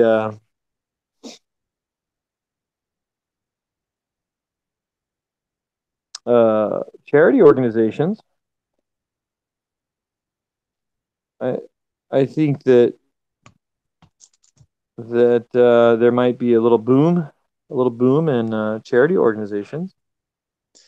Well, when you say a Jeff only world, are you saying a world where only Jeff makes decisions, or I'm a saying world? Jeff is the bus driver, Jeff is the student, Jeff is the grocery store owner, grocery store shopper, grocery store employee. Jeff Okay. is Yeah. Yeah. everyone. Jeff is Yeah. in jail. Jeff is the police. Jeff is everywhere. And but Yeah. with my same exact personality. Yeah. So that's a difficult one So because what things would go out of business and what things would there be a lack of business for? What things would become good business? yeah, yeah. No, I that's okay. I understand where you're coming from. Um, And it important. isn't wholly unrelated to what we're talking about. No, but Um, important context. because when it comes to buying Lamborghinis and mansions, I could be wrong because I don't know what it's like to have 10 plus million dollars. But unless something changes radically in my mind, if it was me everywhere, I don't think I'd be buying those Lamborghinis. So, Yeah, yeah. I said the same thing. but here's the reason I bring it up. When you talk about the money spent is money spent. We might have an economic crash if it was me, because it becomes questionable what jobs would even exist. I mean, if I look at the way I spend my money, I go to the grocery store and the gas station. That's about it. Well, yeah, yeah, but take put $10 million into your hands each year. I don't see Uh, how I'd live any different, Ron. well, I disagree. I know What? I know you think you wouldn't, but Hmm. the reality is, here's the reality is, the What's the reality reality? is Get into my mind. how you live, let's say 20 years ago on one particular budget and how you live today. And again, I'm not saying you're not conservative or wise with your funds and frugal and I'm not saying that those things are important, but there is a certain level, and Dana has mentioned it um some time back, but there's you somewhat enjoy a little bit, you know a bit nicer space, or you've decided, well, yeah. Who? Who? Me or her? Well, she said it. She said We it. I we're mean, we're married, so I yeah, have to. I have yeah. to. I know, I I have know, to work with my wife, but we I have know, had I serious know. disagreements about these things. But I will tell you, jumping in on your thing there, that for the last 14 years that we've been married, I've been relatively consistent in my spending of nothing. I don't doubt that at all. I I don't. have some abnormalities here and there as I change my perspective and my religious perspectives on things, uh, but I just think it's interesting that if all the world were me as I am right now, I it'd be interesting to like what it would be it actually could be a problem Yeah, no, it would be a because problem. yeah, and it relates to everything we're talking about, even though it's almost completely off topic. It's also not. I'm not sure how to connect it, but it's interesting that all this money flowing around is, I think, what I'm talking about. All this money flowing around does create a system where people have jobs. And so if everybody is sitting on their cash, for example, that's a problem. Um, Yes, yes, that's now, correct. but I don't sit on my cash. That's the other thing that's interesting. I do spend it, but I don't spend it on things that other people spend it on. Like I believe in charitable giving. So, so I give my money to organizations that are doing things or try to help people out if they need some help or whatever. So, so What do you think about? Let me ask you this: what do you think about the possibility? And I know you know this is true, and I know you've already experienced this. But what do you think about? So, yes, you yourself, right? Let's say, Jeff, and been pretty consistent. You're pretty, you know, I'm just going to call it conservative with your funds, and careful with your money, and you don't spend on certain things. You're not a spender, and as you stated this it, is incorrect. well, hold on. Not I conservative. Okay. Well, I'm just going to say you don't I spend my money necessarily. differently. Yeah, that's what I'm going to say. Spend your money differently. But so you you as you stated, some of the things that you spend your money on is like a charitable organization. Well, so you give your money to the charitable organization, and that's awesome. But some of the people in the charitable organization that work there and receive those funds, right, and that's their job. Some of those people are buying the Lambo. Some of those people are building the pool. Uh-huh. um, some of those people um, are spending money in ways that you wouldn't, and that's a reality. I know you know that because I know you've seen it. Sure, And sure. you see where I'm going with this. Actually, I might not just see it. I might be talking about how it's the demand for charitable organizations would increase if all there were Jeffs in the world. Because if I think about the charitable giving I give, if everybody's doing the same thing, then there's going to be more charitable. There can be a need for charitable organizations, and then those would be a common job. A Yeah. common job would be running these charitable organizations, and of course, there is a salary to those kinds of jobs.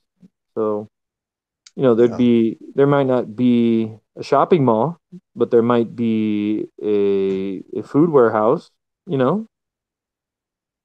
Well, that all depends. That all depends on, the need that there might not be a shopping mall at this point because you don't see the need for that. But if let's let's say there was an absence of the shopping mall, let's say just say even a strip mall, right? But there's all these Jeffs running around. All these Jeffs do need clothes, and This is something I've thought about because I've thought about this before. Since all I buy and, is thrift store clothes, well, no, I yeah, but those where but do those they thrift those thrift stores have they rely on a consumeristic economy in which people yeah, buy things new and then hand them off, or yeah, alternatively people die, so there could be an issue since I've never bought a new car, nor would I. right. um, there could be an issue with all me's walking around because where would the new cars come from and the new clothes come from so they could make their ways to the thrift store. Well, and what I'm suggesting is that that's largely because the reason why you might not think that way at this particular time is because those things already exist. But if I they know. didn't I just find exist, it interesting. no, I do too. I do. I find it I do. interesting. Hey, you want to hear Yeah. something else interesting? Yeah. Guess who got me $4,000? Guess who? What? Guess who got me $4,000? Got you 4,000? Yeah, guess who handed me $4,000? Who? Those stinky Republicans and that stinky Did Trump. they? Yeah, because they doubled the tax credit. So if you have, let's say, like 8 children, you used to get $1,000 per child credit, which is 8,000. But now because of those stinky Republicans, we get $16,000 tax credit. Oh, yeah, yeah, yeah, yeah, yeah. No, I And and when it comes to giving funds back to you, they do cap it. They made it 1,500 instead of 1,000, so it's not actually 2,000. But that means $500 extra for me times 8 equals $4,000. We were doing our taxes and it went up $4,000 cash back to me. I'm that's sure nice. you won't hear this on the news about how some lowly teacher got an extra $4,000 back. I'm guessing that's not going to make any headlines, but it made headlines to me. No, well, no, that's I think, and tell me if I'm wrong, but for you, I know for me, is that significant? I mean, that's a big Well, deal. unless somebody's very rich, someone handing you $4,000 is always significant. Yeah, I did that's tell Jim, our past guest, about this, and he doesn't seem to think it means a hill of beans. I'm I'm not really surprised. I'm not really And he thinks surprised. I'm just, all I care about is money. I was just pointing it out to him how Trump, he says Trump doesn't care about the low people. You know that according to the statistics, if you do median income, if you do all the different numbers, I'm actually lower class. I'm low class, lower class. I'm right on the cusp or whatever you call it, the edge of lower class. I'm not middle class. I'm lower class Yeah. because of the number of children I have. So, because of the number of children I have, I'm lower class, and this Republican government got me, this lower class person, extra $4,000. But that doesn't mean anything to Jim, who cares about the lower class and how they're getting hurt by this government. That doesn't mean anything. Yeah, no, no, It's just $4,000. that's completely irrelevant to the Yeah, to the well, yeah, I'll tell you, it's irrelevant to the narrative. That's the problem. yeah. That's the problem. No, So yeah, it does seem pretty interesting how that doesn't penetrate as at least a point in favor of some of the things they were doing. Um, it's like people, not people, just him, because I was just talking to him, can't see the obvious when they have a particular idea in their head. Like you said, it doesn't support the narrative. yeah, So, yeah. and he has been known to listen to these whole things. So if he got to this point, I just had to throw something in there to get his goat, you know? Which I think I just think it's yeah, no, I appreciate it. I think it's classic. I think it's and it's true. I mean, I can see him completely just dismissing that fact and not discussing it, running over it, changing the subject. I mean, but it is, I mean, you bring up, you point out something I think is significant. You're not the only one. I know. I've talked to, many people.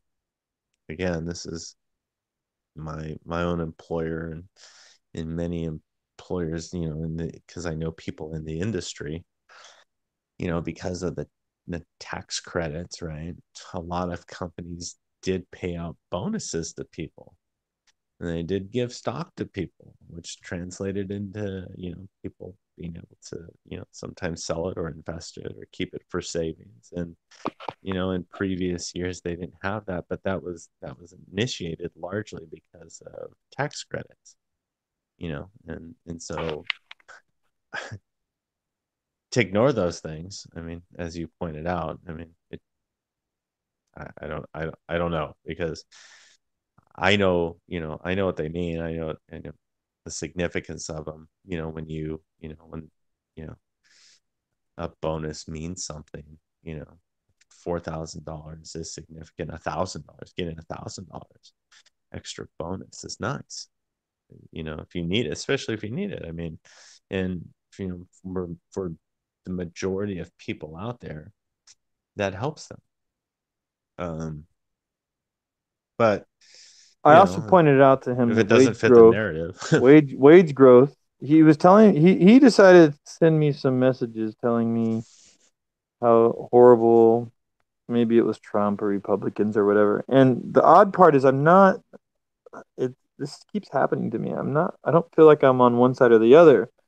But it's but just because I'm not on one side or the other doesn't mean I can't respond to something somebody says, which seems to be blatantly not true, if that makes sense. Correct. So the minute I open my mouth to contradict something he says, now I'm a Trump supporter or something like this. And so that's another part of this that's a problem. But putting that aside for a second, it was interesting because he was saying how horrible things are and he's destroying the country. And it's like, I don't have to say what I think about him and stuff, but wage growth is now up, unemployment is down. I got $4,000 extra in my bank account. Just down the street from me, we have what's called a opportunity zone because of the new setup revitalization council by the president, which looks like it's going to be bringing investment to a part of my community that's been dead for years. And Yeah. I can say all of that, and I don't want to say I'm woke or anything, Ron, but I can say all that because I don't have an opinion on who's winning and who's losing, who's good and who's bad, and what side I'm on. I'm not on any sides. I don't have to be on any sides to just talk about those things. And then, Well, as you would say, it's all interesting. Like, isn't it interesting that all these things are happening? yeah. And I don't Well, need to say, oh, the country's going down, and oh, and he's the like. I don't need to take any sides. Like, just accept all that stuff. right, right. Like, accept that all those things are happening, and you can still not like Trump, but don't well, deny that all this positive stuff's happening. Well, no, I mean, think you've seen the stuff that I've obviously sent you. You've seen the stuff that I post on social media. Um, but believe it or not, I don't know if you would be surprised. Yeah, you personally, I don't think you personally would be surprised at this, but um, you don't know how many times I've been called a never Trumper, which By I other people on the right, on the yeah, yeah, I got you. Yeah. yeah, Yeah, I seem you to have the same problem. I'm I'm the conservative guy. Probably at my work, I'm like this conservative, freak. And then if I go to church or any sort of place that's like churchy, I'm like the liberal, you know, Libby you're boy. hey, I know let's this actually happens to me. I get called like this, liberal progressive guy by churchy kind of people, and at school I'm this conservative right winger. And it's like right. this is so interesting. Yeah, no, I have the same problem. What we used to call it, remember what we used to call it was, which was pretty funny. You liberal scholar, you Yeah. liberal scholar. Yeah, that was for the Yeah, anytime you hold a position that's different than the fundamentalist. yeah, and well, yeah, and that's the same Uh, thing. It's the same. I mean, yeah, like I yeah. said, you don't know. I think you can believe it because it's you, but I think a lot of people wouldn't understand how many times people actually called me a never Trumper, which I find hilarious. I'm just like, what are you talking? What are you talking about? I A don't know. never Trumper. Not my president.